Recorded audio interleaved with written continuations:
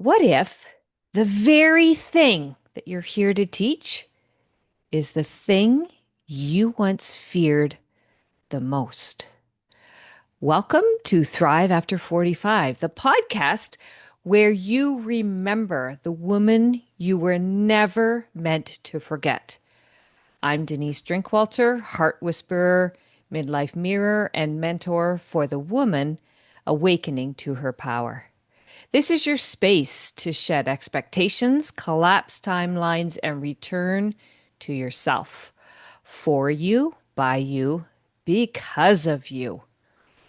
It is an absolute honor and a privilege to welcome and reintroduce Dr. Doreen Downing to our show today.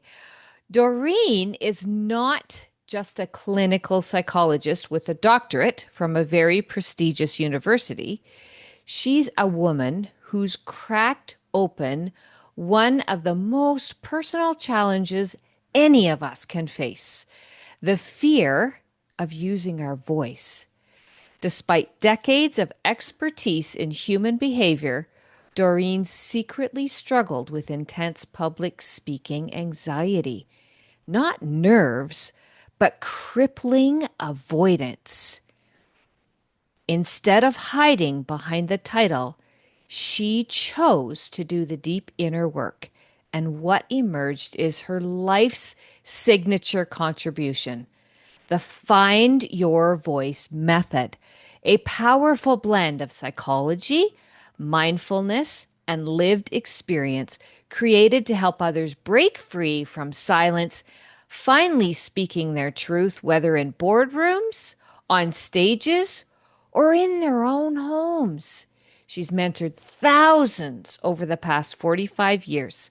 She was a licensed she was licensed as a psychotherapist in California in 1980, and today she's a fearless speaking mentor who helps people stop performing and start expressing. Welcome, welcome, welcome to our show today. Oh, Denise, that was fabulous. I know I gave you a few uh, lines about myself, but what you just did to integrate and make it very, it was just beautiful. I just want to say thank you for whatever you added to it to make it feel like, yeah, that's my truth. It is absolutely my truth, and I feel kind of teary just having it reflected back to me. Wow, it Uh, did life. well, it's been an amazing journey, and I can't even begin to understand the depths of which you've had to reach to get to what you are doing now. I mentioned in the opening sentence, what if your biggest fear became your life's purpose and you moved people and mountains through everything you've grown and learned? And that's exactly what you do. And Yes. it's amazing. It Yeah, shows all of us what is truly possible instead of letting the fear take us over. I know. Or even try and battle the fear and do it anyway. I know that Mm, it's a strategy for some, but for more sensitive types like myself, I couldn't do it. I couldn't just pretend or knuckle my way through or memorize. I have to tell you, when I was in Toastmasters, I would memorize a 5-minute speech. right. And I would do it maybe 50 times. Nevertheless, when I got up in front of folks, I'd forget. Yeah. And I know that that's part of the problem, is not being able to stand in the very present moment with whoever's in front of you, and be able to say, take my breath, come back, and feel the words coming from within me as opposed to Mm, my script. yeah. Powerful. There's nothing like it. It's like you're tapping in, like you've said before, to your truth. Yes. And Yeah. that's a practice. I mean, it's a learning journey, and that's what's so exciting, having been a psychologist for 45 years here, that it really is a journey to who you are deeply inside, not all the layers that you've developed, like pleasing or pretending or, all the kind of P words. Yeah.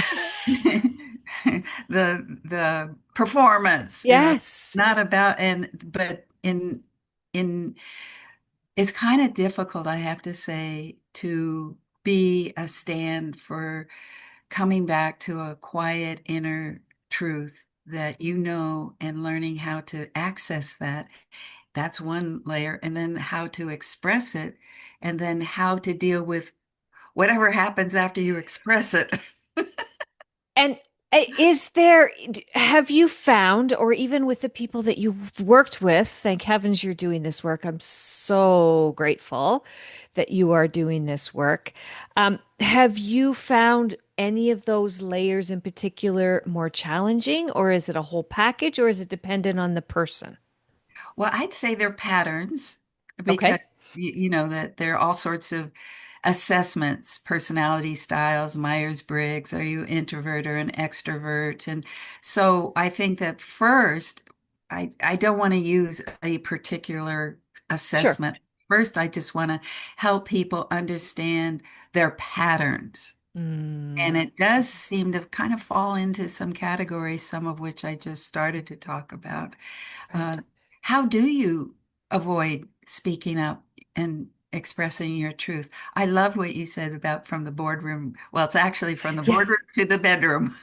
Your voice There you is go. your voice is your most valuable asset. And so, first of all, where are the places where you feel like you're silenced? I'm going to put my hand over my Yes. mouth, Right. where you hold back or where you get scared. That's the first step in self-discovery. I'm Mm, What I do is my work is more about people who want to be more of who they are, not just better speakers. right. Eh, Say that again, because that was brilliant. That was perfect. That was perfect. Yeah, well, that's my work is not about helping people be better speakers and making better speeches and being better performers. Oh, I want Yeah. people to be truly lined up with who they are, who they're meant to be. And I think that it's a deeper place inside of us that we have to go to access, but you also have to learn how to make that inner journey. And that's why I love the guiding. To me, Denise, to me, I love travel. Hmm. I love to go to any place, but a Yeah. country or a city or even just out in nature and open myself up to explore. And that's what I bring, I think, to people who want to go within because most people don't know how to do inner work. They need a guide. And so I feel like that's what my whole life is. My whole life. My training, like you said, my lived experience. I thought that was Right. a good way to say it, has been about how to go within, face fear, learn how to embrace it, and Mm, then replace it. And those three are part of a training I do. Face, embrace, replace, fear. love It's a that. lot easier than what people, because they get afraid to face their fear. Well, I know some ways you can, and it's going to be maybe even a little fun. Thank you for saying that because I beat on this drum a lot. And so I'm so glad that you shared.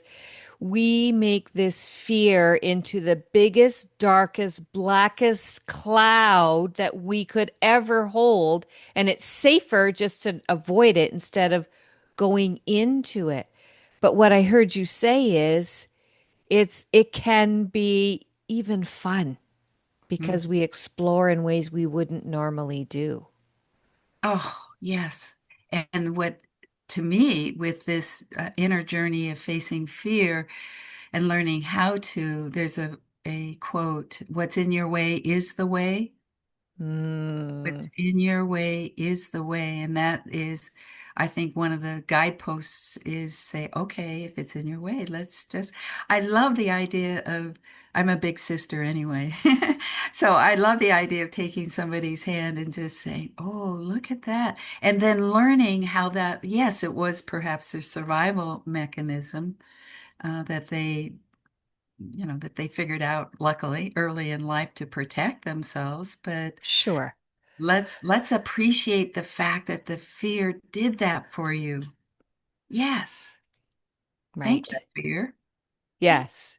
Thank Yeah. you, big guy. There you go. There you go.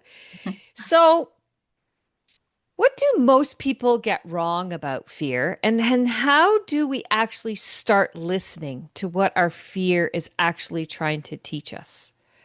Great questions, both of them. The first, I'll go for the last one, and Sure. I'm not sure I'll remember the first question. That's okay. Last I one, can repeat. uh, the listening, because I Yeah. think that is the absolute key to inner work is being able to, I'll just do it right now. Just take a breath, calm the whole nervous system down, and to have a place of a quiet observer. Mm, And that's through regulating your body so that your heart isn't beating fast and you're able mhm, to feel grounded in your belly and your feet, that there's a grounded sense of being in this very now. Maybe even close the eyes. I mean, it's kind of hypnotic, but it is a way of preparing yourself to face something that you know has been an impediment that's been difficult for you. So you train yourself to be a quiet observer, non-judgmental, and not right. really trying to change the fear, but to Mm, learn about it, to explore it. So that's the kind of listening that I think is one that gets gets the truth, gets closer to the truth. And when you right. think about an animal that's been wounded, because that's what Hmm. we're talking about, our wounded voice, that you've got to approach very gently and Hmm. very slowly. And that seems to be the same truth about how to approach fear. Yeah, I love that. What I'm hearing you say is that you sit with it. Mhm. And I love how you said, don't be judgmental, just be at one with it and try to pull that lens of curiosity. Ooh, that's a nice way to say it. Right? Lens of Yeah. curiosity. Yes. Yeah. Ah, what can I learn here? What, so it's just a whole different approach. So I think your first question is, what do people get wrong about fear? Right. I remembered. Okay. So what I think they get wrong about fear is that they can't do anything about it and that Mm, it's it's something, it's what you said a few minutes ago. It's this huge, big obstacle that is just it creates too much terror in their body and there is some truth about trauma, and right. we don't want to activate or reactivate trauma. So that's why this new kind of deep uh, l listening with, would you say, curious lens, Lens. Yeah. Lens of curiosity. Yeah. curiosity. So so I think that what people get wrong about fear is that it's too big, they can't approach it, and uh, other people can feel the fear and do it anyway, but they Mm, can't. So they haven't learned that there is an approach right. Right. Yeah. that Yeah. works.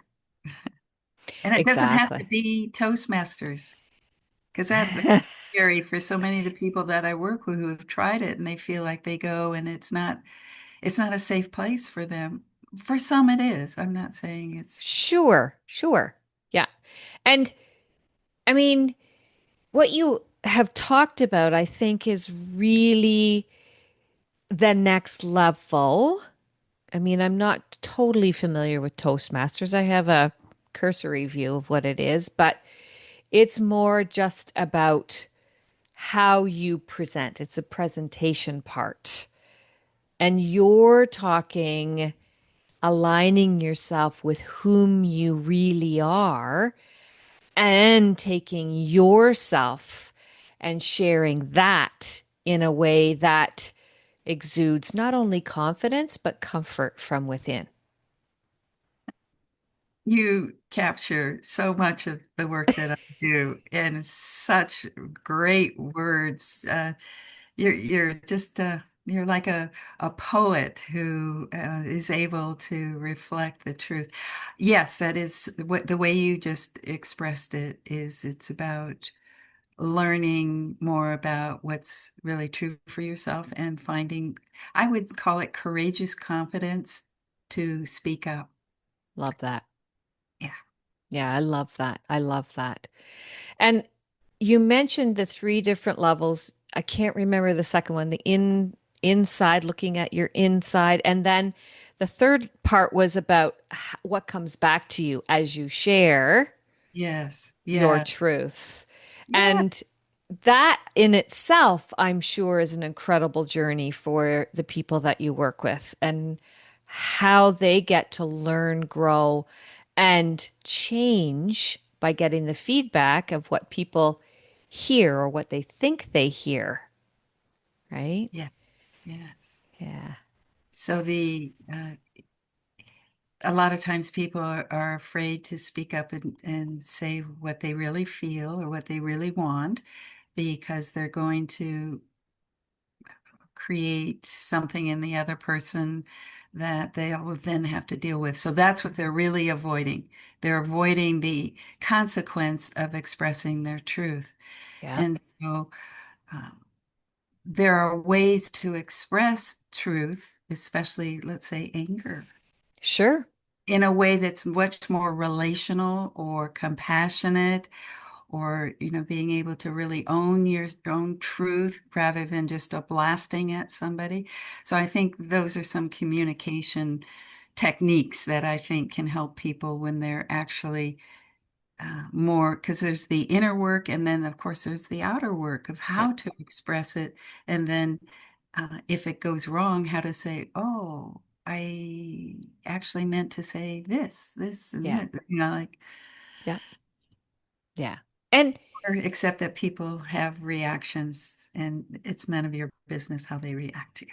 right? Exactly. That's theirs to own. What they come Right. back with, that's about you. That's not about me. And if there's learning for me to understand that I didn't send my message across the way it was in my body, my mind, my heart, my soul, I'll rework it so I know that you really understand what it is I was actually trying to share, right? Yeah. Beautiful. Yes. Yeah. Yeah. What is the secret to being confident to express yourself without that fear standing in the way? Hmm. Oh, the secret. Well, my book has seven secrets. Well, there we go. We're going to get your book to get all seven. Is there one in particular that's I'm really glad you said that. Yes, because I probably don't want to go through all seven, but yes? that's the process, the find your voice process that I developed based on my own expertise as a psychologist and my own lived experience, as you said. So, Yes. see, the one that, oh, there's so many because there's aspects of it, but I would say uh, all of them, just as a way of explaining what it is. Every single one of my seven secrets begins with B, B-E, B. I'll just say Okay. the first one is be still. The second one is be present. And then on and on and on till the seventh secret is be yourself. So we don't start with being yourself. That's the Oh, journey. So the stillness is the first, learning how to still the mind, the chatter, learning how to calm your beating heart, how to, so that's the first, is being still, learning how to be still in the midst of, maybe your heart is beating, but you can still have a centered, grounded mhm. sense of stillness inside. And so the second one, and I won't go further, but and that this is to me what what's so powerful about my process is presence. Hmm. Hmm. Be present because so much of the fear is in the past, whether it was family, teachers, other kids teasing, Absolutely. culture, thou shall not, Yep. that kind of thing, So, religion, all the reasons, the way that we've learned to hide ourselves and our voice is in the past. And then hmm. what we do is project it into the future, anticipating, uh-oh, I better not, or else. Or if something happened in the past, it's going to happen again. So learning how to take that breath, soften the eyes, that's another one of the lessons, but it's just Mm. soften the sockets around your eyes. Cheeks begin to relax, shoulders drop. It's magic. You could do that in any meeting. Right. Yeah. You don't have to go anywhere. You can just be literally, like you just said, be still, be present, and Uh-huh. do all of that inside yourself, and everything changes because you change your energy. We have so much power and control that we Yes. don't utilize. But when we don't know, we can't do. And that's why Dr. Doreen has so many incredible gifts to share with you. And in our show notes, we absolutely will have how to connect with her and contact her and see all of the incredible things that she has out in the world right now to help all of us find our voice, right? Yeah. And be confident to express what matters most. Oh, and Hmm. you said in the show, right at the beginning of the show, that it's whether it's at home, some of the work that I do Yes. in teaching people how to listen, it changes their relationships. People have Yeah. come back to me and said, my Mm. husband said that that's exactly what he's been wanting from me all this day, or that my wife has, that kind. They report back the power of what they learn about being present and about really using the eyes to stay with and listen with your eyes. I Mhm. just feel like I could teach so much right now, but so anyway, listen with your eyes is Yeah. another teaching, I think, as Yeah. opposed Yeah. where you or listen from your heart. Hello, that's a Hmm. beautiful instruction, isn't it? Hmm. Listening. Yes. Yeah. Yeah. Before we close, is there anything that you would absolutely love to leave our audience with today? Any closing remarks, any closing comments that are coming up for you that you want to make sure land on two ears for each audience member? Mhm.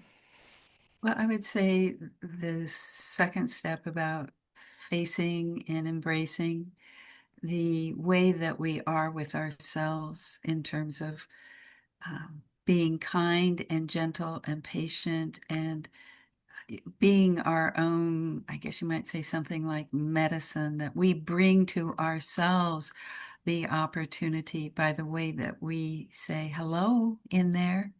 Mm. You're okay. You could come out now. I can make it safe for you. And Yeah. that's the hello in there feels like if people are still with us today, right now, and just but when we end, just go hello in there to yourself. Love that. I love that. If this episode and our conversation has stirred something in you, if you felt an ache of a voice that's still locked inside, or the pull to maybe speak more clearly or more boldly, more you, this is your sign. Come and explore the Me Academy, and it's where we don't just talk about growth, we live it. It's where women over 45 rewrite the second half of their lives with more power, presence, and purpose than ever before. You can find all of this information in the show notes. You can find all of the incredible information and Dr. Doreen Downing's gifts. What a calming presence you have. I want to thank you so much for being here. So Oh, much. yes. Well, it's truly, truly, truly a wonderful moment to share with somebody else who has deep heart. Thank Thank, you. thank you. Until next time, speak it, feel it fully, and don't forget your next chapter is not a reinvention, it is a remembering.